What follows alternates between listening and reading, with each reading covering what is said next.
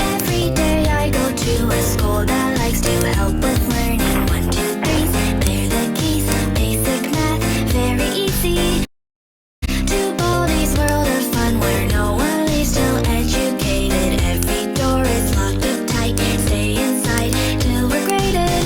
The students try their best to better their education. Comprehend the material. Study hard, relay every detail.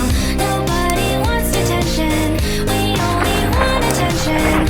Even when life is tough, oddly quarters are enough.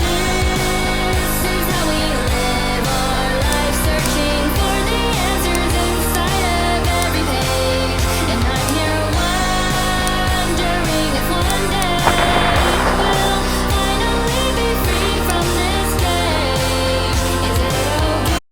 I have a feeling that maybe there is more to this game.